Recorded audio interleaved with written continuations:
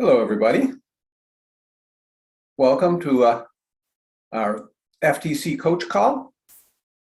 We started these last year to try and explain what we were doing different. And since for new people, this year is different too, we just decided to continue them. So the plan is that I'm going to talk a little bit about how the tournaments are going to run this year, and some details of what you need to know to make sure that you're good and ready to go with your team, and then kind of open it up to any questions you have about the tournaments or the setup or what's going to happen. Hopefully that we'll get this all through, and you'll be able to feel comfortable with your teams arriving at the tournament, that everything is ready to go and you kind of have a clue what's going on. Even though if you're brand new, you really won't have a clue, and that's just the way it is. So anyway, welcome. Thank you for coaching. Obviously, you guys keep this program going. Without coaches, we really couldn't do much. So we really appreciate the work you do. Myself, I'm Norm Tiedemann. I currently am on staff with High Tech Kids, coordinating the FTC program and the FTC volunteers. I've been on staff for, this is my 5th year working for High Tech Kids, but I volunteered with First Lego League for the 16 years before that, basically since it started in Minnesota, and have done every possible job except coach. Never was a coach. My kids, I found other coaches for my kids. So really, I respect you guys and the work you do, and it's excellent to have you. Quickly, just here are the sponsors of FTC and High Tech Kids. These companies put good money into the program that keeps the expenses down for teams. Truly, the amount you pay is about 30% of what it costs to run the program for Minnesota. Okay, so tournaments, what's going to happen? And if you have questions, feel free to put them in the chat. If it's, I'll bring in chat questions when they come up. If it's something I'm going to cover a little bit later, I may ignore it for a while, but I will be looking at the chat, making sure we cover all that stuff.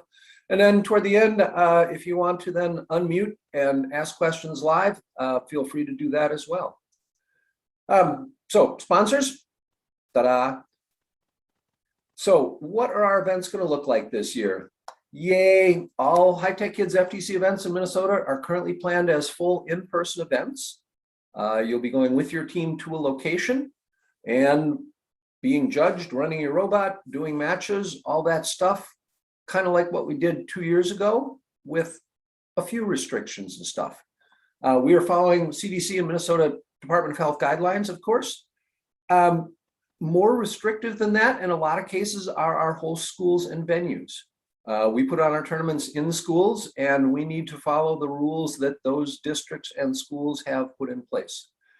And obviously, these plans can change at any time and completely outside of our control. We just are doing what we have to do to get by and have these events.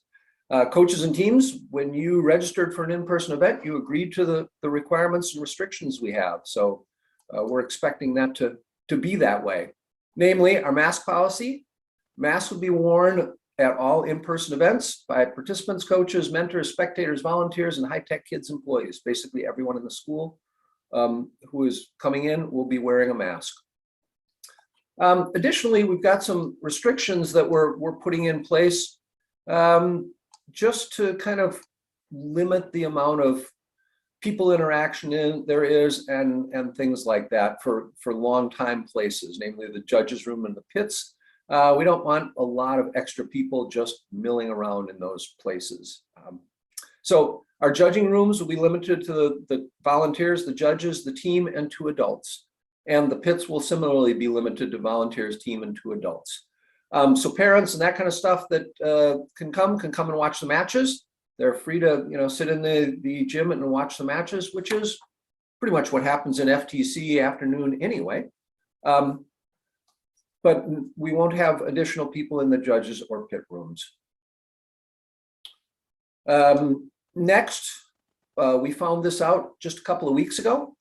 Our state tournament in February will be in a St. Paul public school, and they issued the following requirements a couple of weeks ago, that anyone who is using the school will need either proof of vaccination or proof of a negative COVID test within 1 week of the event. And how we take care of that, check that, we're still working on. Basically, we will ask everyone who's a participant if they have been vaccinated, and if they say they are, then that will be the recognition of that. If they say they are not, then we will need to have proof of a negative COVID test. And exactly how we administer that and deal with that, that's kind of still up in the air. So, okay, look at that. There was a question in the chat, and apparently Vicky is online here. Another High Tech Kids employee who does most of the team management and probably has emailed you already more than you might want to get this year. Anyway, she's answering that question. So moving on. What else is going to be required? Next thing is we have two different forms that need to be filled out. One is the demographic survey. It's required. It's due the Monday preceding your event. You only have to submit it once, not for each event, but just once per team. And basically, it's just the demographics of your team. And we're looking for that because our sponsors require that information to give us grants. That's one of the questions that is on almost every grant application is, what population are we serving? What are the demographics that we serve? This form will also be used to determine how many pins your team receives. FTC teams receive a team pin in the year's theme at your first tournament, and the number of pins you get will be whatever number you put on that as the number of team members, and then 2 for coaches. An email address that you will use in that demographic form is what we will use to return the feedback forms to you. Feedback forms will be returned electronically. I'll get into that in a minute. And then consent and release form. If you were at kickoff, you heard this. If you've been at some of the other meetings, you might have heard this too. Over the summer, we discovered that High Tech Kids is not covered by the release and consent forms that you fill out at first. All along, we kind of thought we were, and we aren't.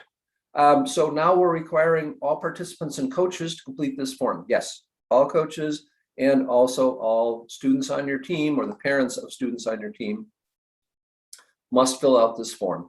We can do it electronically. There's a link on our website, and go through and just crank through that. It doesn't take very much time at all. If there's problems, parents don't have access, can't get it to work for some reason, there's also a paper consent form that can be printed out there, and they can fill that out, and we ask you to just bring that to your tournament then if any of those are the case. All right, so last year we did everything online, remote, and it was a unique experience. It worked out surprisingly well, given that we had never done it before. It was all brand new, and we learned a few things. I think we figured out a few improved methods and things like that. One of those is the tournament material is going to be submitted electronically. Obviously, the Compass Award and Promote Award have been submitted electronically for a number of years now because that's how it's done. And these are optional awards. If you're a new coach and don't know what they are, these are optional videos that your team can make. They're in the game manual, a minute long, just kind of for fun. They are judged and get an award on the day of your tournament. The deadlines for these are coming up in a later slide. Engineering portfolio. I'll also talk about what the portfolio are. If you missed last year or are new, there's an engineering portfolio and an engineering notebook, and I'll talk about what those are and what their differences are. Control award submission form. One of the awards, the control award, requires a separate form to apply for the team to apply for that award and fill out. And that will be submitted electronically. And then also the first feedback request form, where you're requesting feedback from our judges, will be filled out electronically. The nice thing is, so judges for that tournament are given access to the folders for the teams that are competing at the tournament they're volunteering at. They'll use it electronically, read it, look at it, do all their stuff that way instead of with massive paper copies. And all materials that were submitted will be deleted after the tournament. We're not keeping that stuff around. We don't want it and don't want to be responsible for having it. Which means if you're in 2 tournaments, you'll need to resubmit everything for the second tournament. But I'm assuming you probably are going to change things and improve things and do things differently anyway. And as I said, feedback forms we filled out electronically and returned to the team via the coach's email. So you'll get those in the next, probably Monday of the next week, with what your feedback was. Okay, the big change, if you skipped last year or are new, is the portfolio. It was introduced in 2020, not as a part of COVID and remote tournaments and all that, but as an improvement to the judging process. And I think judges are immensely in favor of it. They love it.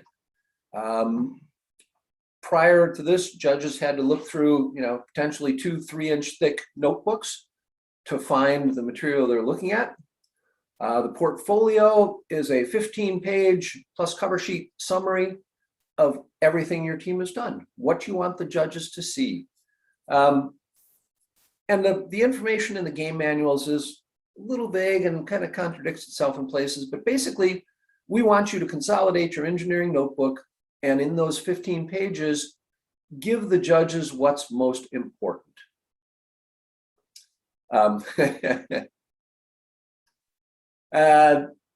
So you can think of your engineering notebook as kind of the Wikipedia to your portfolio. But if all the necessary information is found in the portfolio, the notebook won't be referenced. We will judge teams on a portfolio only. And that is all you're required to submit. An engineering notebook now has become more of what an engineering notebook is in the profession. It is a detailed notebook of what you're doing. It's not a big presentation you put together with the proper fonts and perfect pictures and descriptions of each thing and that kind of stuff, unless that's required for you to continue. So it's no longer a presentation thing that you're giving to the judges as what you've done. It's now your record, what you've done, how you've done things in your own words, in your own format, in your own font, whatever it takes. So it's not required. However, it may be referenced. If judges are looking for more information than in your portfolio, they will ask to see your engineering notebook, or they will use the link that was provided. You will send a link to your engineering notebook. You don't download your engineering notebook. We don't want 700 pages worth of picture downloaded. Put a link to it, and it will be used if necessary. It'll be a deciding factor if 2 teams are equivalent up for an award. And that especially applies for the Inspire Award, kind of the Grand Champion Award, and also the Think Award, your Notebook Award or Documentation Award. It's assumed that your engineering notebook will be looked at for those things. We recommend that you have a copy of your engineering notebook in your pit for the afternoon pit judging. It doesn't have to be paper copy. It can be electronic copy if you have a tablet or something like that. But I would download it to that tablet or to that laptop rather than relying on always going to Google Drive for it, just because when those judges show up and have a question about page 452 where you reference this piece of device and all of a sudden you don't have access to the cloud, that's not going to be good. So you should probably have a downloaded copy on a device, or if you want, you can print one out and have a paper copy, but you don't have to. We're trying to save pages here. For past tournaments, teams would print out 2 copies of the 700-page document, and they'd be doing it Friday night at midnight, and at 1 a.m. they'd find out that paper had crinkled in there and half their pages are wrecked, and they have to reprint it. And so one of the things this electronic submission has really made it easier for judges, and I hope also for teams. Okay, so a little bit of the difference between a portfolio and a notebook. In the game manual, here are some of the quotes about what the notebook is. It's an optional item, but is a fundamental source of information to use to be able to create your engineering portfolio. So it's assumed you're keeping your own notebook. You're doing a notebook as you go through the season. What you built, what worked, what didn't work, what your team did, and then you use that to create the portfolio. And as I said, the portfolio is the polished, nice-looking presentation material. The judges may ask the team to provide specific information that obviously didn't make it in your portfolio. And so this bottom thing is kind of what I've summarized. The engineering notebook is a repository of all your stuff. Discussions, team meetings, all that stuff, team members' thoughts. So these are actual quotes from the game manual where it talks about what the notebook is or what the notebook should be. Okay, so you're figured out now all this material you'll have to create. When do you need to submit it? Promote and Compass videos are due this Sunday at midnight, so Sunday night, preceding your event. And that's always when Promote and Compass has been due.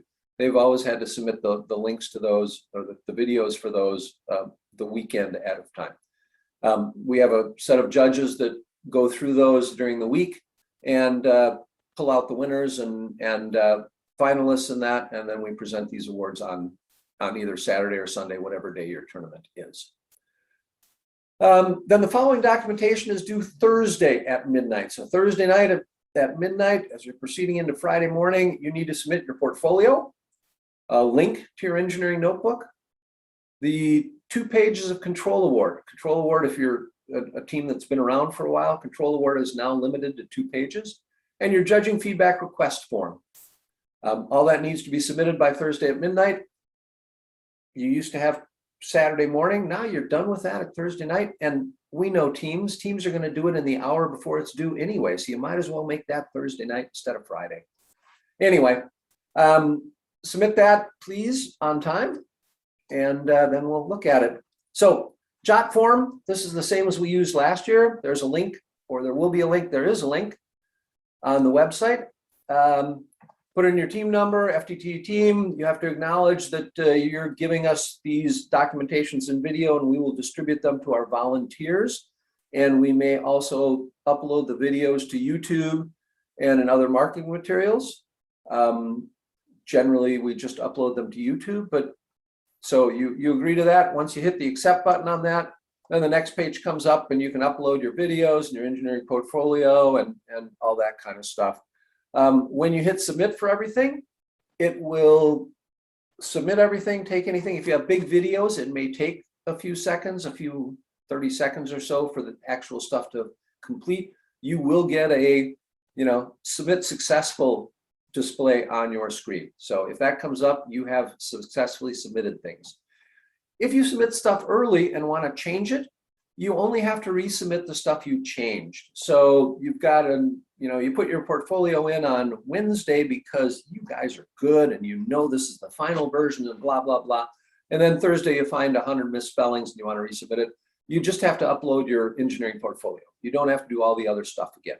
All that stuff is saved. The portfolio will just be added as a newer version of that. So you've submitted your materials, you've filled out your consent and release form and your demographic form, and you're ready to show up for your tournament Saturday or Sunday morning.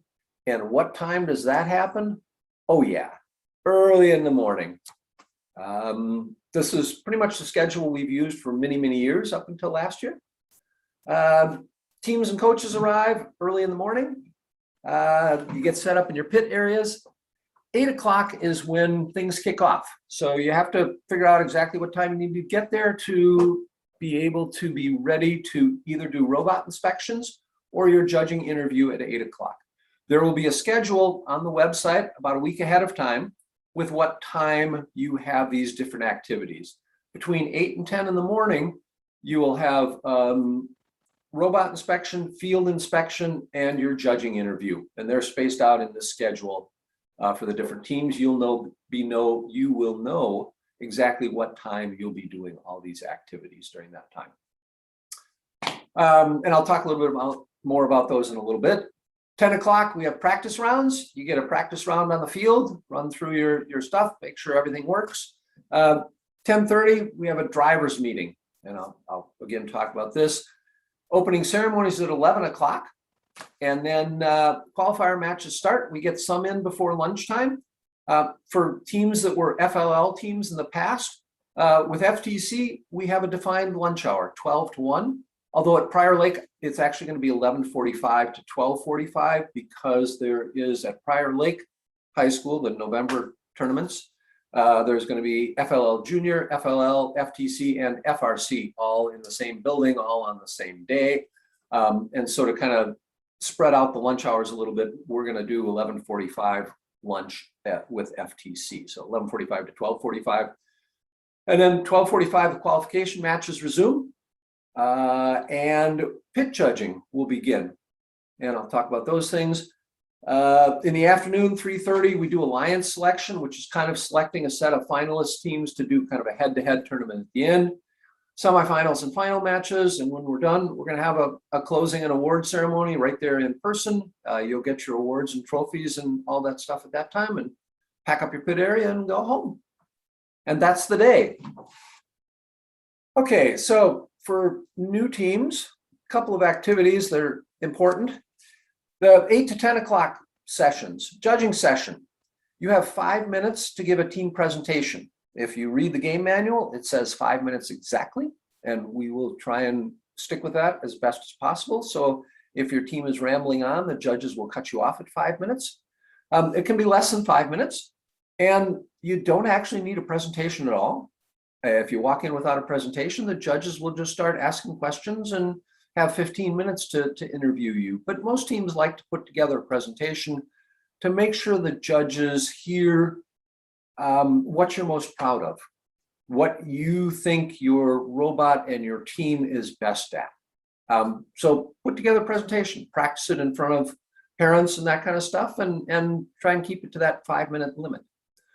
After that, questions and discussion with the judges. They'll ask you questions of stuff they heard and want clarification. They'll ask you questions for stuff they didn't hear and want to know about. And it's really just for the judges to get to know you. The more information the judges get about you in this 15 minutes, the better they will be able to advocate for you and work with you getting awards. So the judges that interview in these morning sessions are kind of your advocates during the day. They're the people that are suggesting you for awards, are promoting you for different awards, and are helping provide information to the other judges so they all know things about your team. Robot and field inspections, you'll cycle through both of those activities. And the inspectors are not looking for ways to disqualify robots. They're not going down the rule, checking things. They're looking for safety hazards, reliability issues, and of course they are also checking the rules, the size limit this year. It's got to fit in that 18-inch cube. Yes, we have cubes that we will place over your robot. If it doesn't sit down over the top of your robot, you will have to redesign it or fix it somehow. But the inspectors really will do everything in their power to get all robots field worthy to run that day. That's really their goal, to have every robot, every team competing with a safe robot. And we have FTAs, field technical assistants, who are experienced coaches who will sit down and help a team if they have an issue. We may refer you to another team if you have an issue and we know another team might be able to help you. Truly, our goal is to get all the robots out there running during the day, because that's why you came to the tournament. Okay, after those things happen in the morning and you have a practice round, we go to a driver's meeting. Here, the head referee will explain details about queuing and how matches will run, along with any rule updates that have come out in the recent past that think might apply and might be an issue. So this is just explaining how things will work for the match schedules for the rest of the day. We will at that time distribute the match schedules also. Match schedules are not done ahead of time because if for some reason, well, a team doesn't show up, or they have a robot that can't be made eligible to compete, which to my knowledge I can only think of in 5 years one time when that happened. So, I mean, that's how rare we want it to be. The match schedule has to reflect that. So we don't generate the match schedule until after inspections are done. The match schedule doesn't have times on it, just the order of matches. So these 4 teams are competing in match 1. These 4 teams are competing in match 2, match 3, match 4, match 5, down the road. You have to be responsible for keeping track of what match is currently going to make sure that your team is in the competition area and queued up, ready to go when it's your time to run.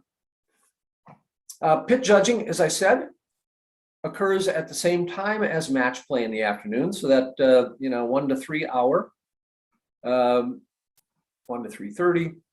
Groups of judges will be visiting teams in their pits area and asking follow-up questions. So this is a second round of judging. You'll see different judges who are coming around and will ask you specific things. If you've got a robot and your presentation talked about this really intricate arm you had that worked really well, that was the thing you were most proud of and that really worked, we'll have the design judges will probably stop in and ask you more details on that design of that and how you came about it and that. So this is groups of judges that are visiting all the teams in the pit area, just getting a little more information. More information we get, the better we can do it at figuring out what awards are for which teams. If a group of judges shows up and you're headed to match play, that takes precedent because that's on the schedule. You just say, hey, we're headed to match play. Can you come back later? Or if they have a specific question for your programmer and your programmer is not one of the drivers and you want to leave a couple people back in pit for the judges to talk to, that's great too. That will speed things up because you can have your drive team over there running the robot and a couple people back who can answer questions. And similarly, if the judges come up and ask a question about something and one of the drivers is the specialist on that, you can simply defer, can you wait till come back after our match, and they'll be able to answer that question better. So that goes on for the rest of the afternoon till 3:30, something like that.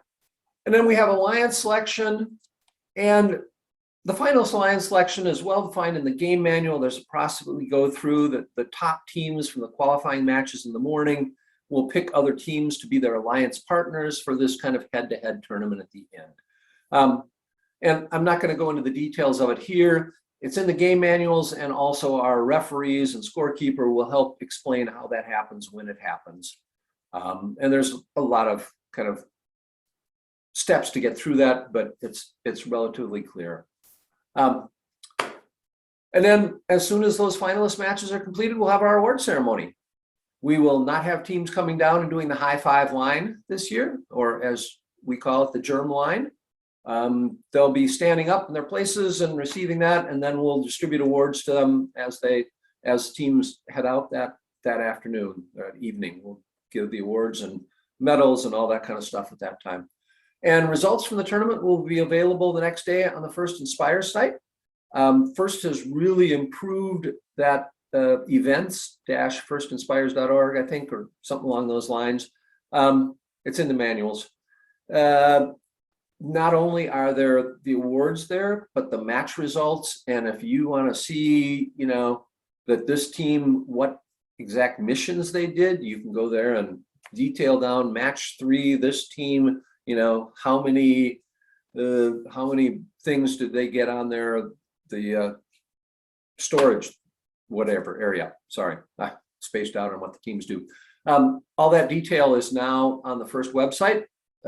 And you can go and look at it from the tournaments. Okay, that's your tournament day. Ta-da! You're done. You go home, you crash, you party, whatever. And you prepare for the next one. Also at the award ceremony, the teams that are advancing to state tournament will be announced.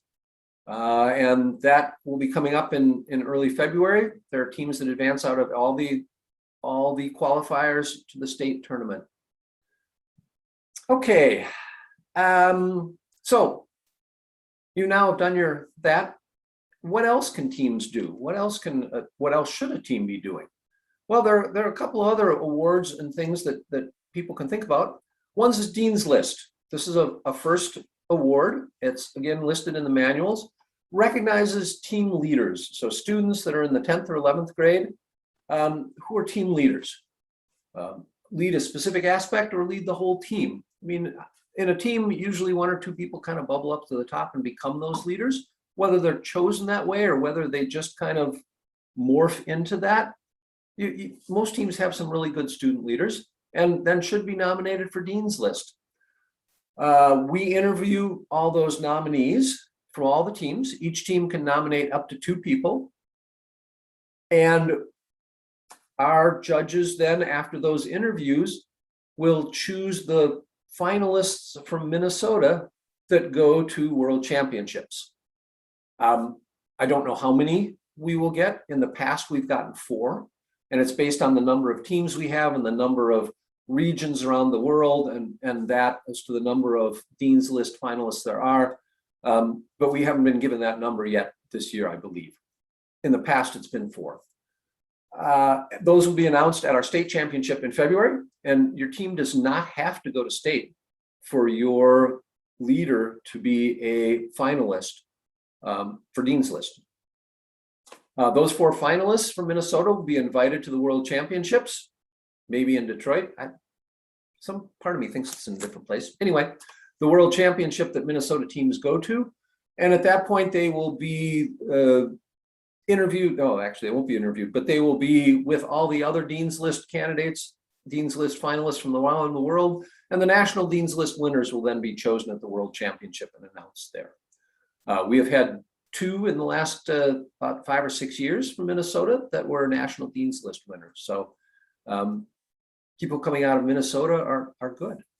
We have very good teams here. We've done well at Worlds. To be nominated for this, you need to submit nominations by December 15th. Doesn't matter when your team qualifier is. We're doing judging in January, so all nominations will be due December 15th. So put that deadline down. You nominate them by going to your dashboard on the first website, and within the team stuff there's a way to nominate your Dean's List candidates. Okay, enough about that. What else? There's a High Tech Kids Purple Gear Award.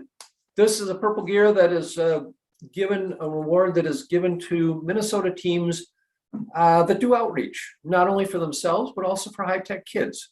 So you're required to do at least 3 High Tech Kids events and 3 outreach events in your own community. You document those and send us your documentation, and we will then award you the Purple Gear Award. There's not like we only give out 2 a year or anything like that. As many teams that meet the qualifications will receive one of these. You can obviously have this in your portfolio and engineering notebook. You'll receive a certificate and a printed trophy similar to that. We do applications kind of on a rolling basis. Every couple of weeks, we'll look at the applications and go through and send out these awards.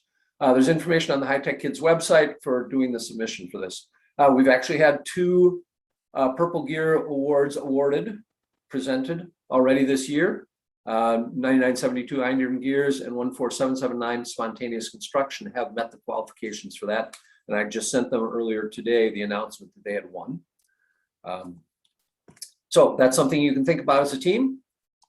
Lastly, there is Stratasys Scholarships. And these are presented at the state tournament. And so nominations are not quite online yet, but will be on the High Tech Kids website. And it's self-nominating. So students can self-nominate themselves if they believe they are a leader in these various coding, engineering, 3D printing, and overall project leadership roles. You have to be a member of a Minnesota FTC team and a 10th and 11th grade student again.